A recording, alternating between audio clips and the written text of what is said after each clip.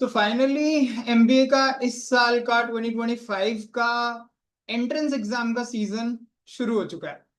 Jet के registration के साथ ये सीजन शुरू हो गया था। हालांकि रजिस्ट्रेशन तो कई दिन हो गए हैं आए हुए। somehow we could not make this video, but let's talk about ZAT 2026 registration now, because ZAT ने क्या किया है लास्ट ईयर से, ये कैट से भी पहले रजिस्ट्रेशन निकालने लग गया है।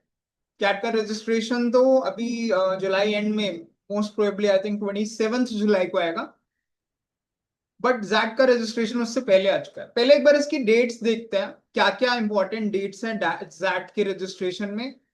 फिर कैट और जैट को एक बार समझते हैं कि दोनों एग्जाम में क्या डिफरेंस है, कौन सा बेटर है, आपकी पर्सनालिटी को कौन सा सूट करता है, क्या आपको जैट का एग्जाम देना भी चाहिए। क्योंकि काफी लोगों को बस कैट का ही पता है कि कैट एक एग्जाम है एमबीए के लिए, वो कैट कैट के लिए प्रिपेयर करते हैं। They do not prepare for other entrance exams like XAT, SNAP, NMAT, SRCC, GBO, CMAT, बहुत सारे ऑप्शंस हैं।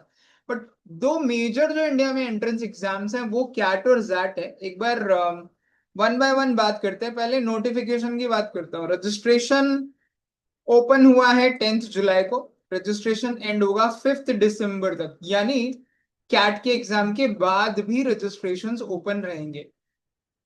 अगर किसी को थोड़ी सी भी ये डाउट है, उसको थोड़ा सा भी कि मुझे जैट भरना है कि नहीं भरना, अगर मेरा कैट बहुत अच्छा जा रहा है तो मैं जैट क्यों भरूं, तो आप कैट के एग्जाम को देने के बाद भी जैट भर सकते हो। कैट का एग्जाम जब आप देकर आओगे तो आपको आइडिया तो लग ही जाएगा मेरा क्या होने वाला है, ठीक है। बट माय एडवाइस इज आप दोनों एग्जाम भरिए। ये दोनों एग्जाम बहुत इंपॉर्टेंट है, क्योंकि बहुत सारे अच्छे कॉलेजेस इन एग्जाम्स के स्कोर को कंसिडर करते हैं एडमिशन प्रोसेस के लिए।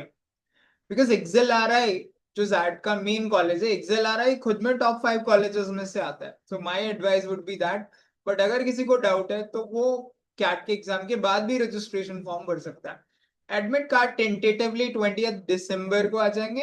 एंड इस बार जैट जो है, जैसा कि वो हर जनवरी फर्स्ट संडे को होता है, 4 जनवरी 2026 को है। टाइम इन्होंने अब 2 से 5 का कर दिया है, बिकॉज सुबह काफी इशू रहता था। जो याद है 2 एक साल पहले सुबह इतनी बारिश हुई थी, हमारा 9, 9:30 बजे का शायद एग्जाम था, 9:30 अराउंड। ऊपर से जनवरी में यहाँ नॉर्थ इंडिया में बहुत ठंड होती है and बारिश हो रही थी, तो लोग सेंटर पे ही टाइम पे नहीं पहुंच पाए थे। बिकॉज ऑफ दैट जैट ने डिसाइड किया लोग सुबह थोड़ा लेट हो जाते हैं, इसलिए उसने सेकेंड हाफ में ही, सेकेंड शिफ्ट में ही, यानी 2 से 5 के बीच ही जैट के एग्जाम को रखा है।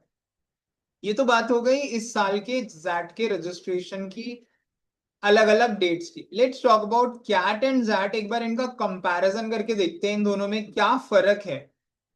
One by one let's go. First है डेट, ठीक है। कैट का एग्जाम नवंबर एंड में होता है, और जबकि जैट का एग्जाम जनवरी के स्टार्टिंग में होता है। ये कैसा डिफरेंस है? ये डिफरेंस इंपॉर्टेंट इसलिए है क्योंकि जैट के लिए हमें तकरीबन 1.5 या मतलब 1.25 मंथ्स ज्यादा मिलता है कैट की प्रिपरेशन से। आपके पास 1 सवा महीना कैट के बाद भी रहेगा जैट की प्रिपरेशन के लिए। तो ये नहीं कि कैट खत्म हो गया तो सब कुछ खत्म हो गया, आप उसके बाद भी प्रिपेयर कर सकते हो जैट के लिए। टाइम की बात करूं तो कैट 2 घंटे का पेपर है, लेकिन जैट 3 घंटे का पेपर है। तो ऑब्वियसली जैट के लिए स्टैमिना थोड़ा ज्यादा चाहिए, क्योंकि आपको 3 घंटे बैठ के पेपर देना है, और कैट 2 घंटे का है। बट इसमें भी कुछ चेंजेस हैं, कुछ ट्विस्ट है। पहले क्वेश्चंस की बात कर लूं। कैट में 66 से 68 के बीच क्वेश्चंस आते हैं। कैट में क्वेश्चन थोड़े वैरी कर सकते हैं, 1 2 क्वेश्चन ऊपर नीचे हो सकता है, बिकॉज लास्ट ईयर 68 थे, उससे पहले 66 चल रहे थे 2 3 साल। जैट में अब 75 नंबर ऑफ क्वेश्चंस हैं। 75 में से स्कोर आता है, प्लस जीके के बाकी के जो 25 और ऐसे हैं वो अलग बात है, वो हट गए हैं अब। सेक्शंस की बात करूं तो 3 सेक्शन है कैट में। पहला सेक्शन आता है वर्बल 40 मिनट्स के लिए, उसके बाद आता है एलआरडीआई 40 मिनट्स के लिए, फिर आता है क्वांट 40 मिनट्स के लिए।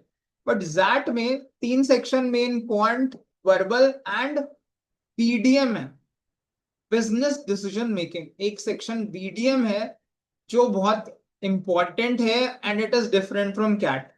बाकी 2 सेक्शन आते थे जो अब नहीं आ रहे हैं, जीके के एंड प्लस हमारा SAB एक आता था, वो अब नहीं है, वो अब बाद में ही होता है अगर आपका सिलेक्शन वगैरह हो जाए, बिकॉज वो XLRI कंसिडर करता था, तो अब वो वहां पे बैट लिखवा लेते हैं।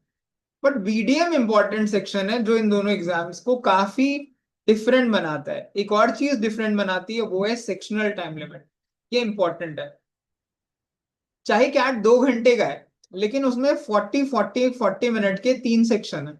तो कैट 2 घंटे का एग्जाम नहीं मानता मैं उसे 40 मिनट के 3 एग्जाम मानता हूँ।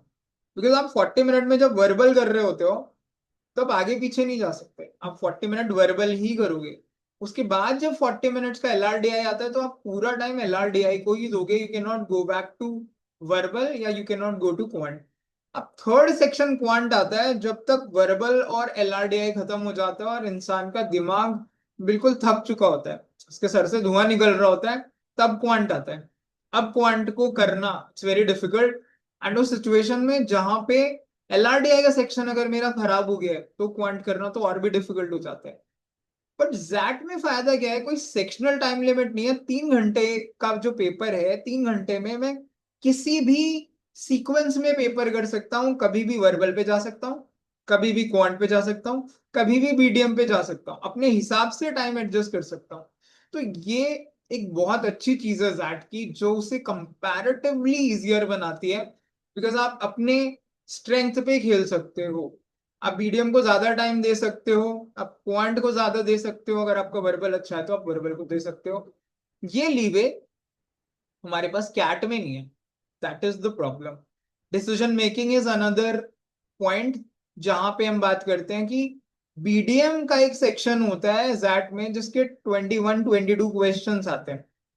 और वो BDM डिसीजन मेकिंग है, वो नॉर्मल सेंस में है कि मान लीजिए आप कॉर्पोरेट ऑफिस में काम करते हैं।